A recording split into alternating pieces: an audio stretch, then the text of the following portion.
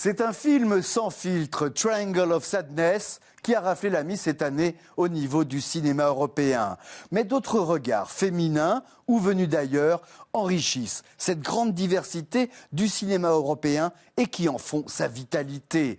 Tour d'horizon d'une année 2022 qui en a ouvert beaucoup d'autres.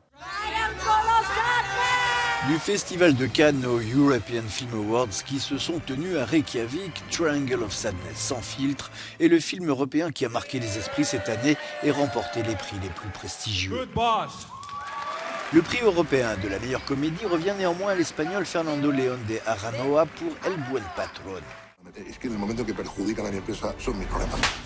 Avec un Javier Bardem en patron et mari qui va perdre ses certitudes patriarcales. Un autre film, Alcaraz de la Catalane Carla Simón, ours d'or à Berlin, parle des questions de domination masculine et de patriarcat. Pour Alcaraz, nous avons beaucoup réfléchi à la question des rôles et du genre, parce que, bien sûr, il semble que nous soyons actuellement à une époque où les histoires de femmes doivent être celles de femmes féministes et autonomes. Mais il y a des lieux où ce n'est pas encore comme ça. C'est le cas de certaines communautés rurales, où le système patriarcal, disons, est encore très présent, où cette masculinité toxique existe encore.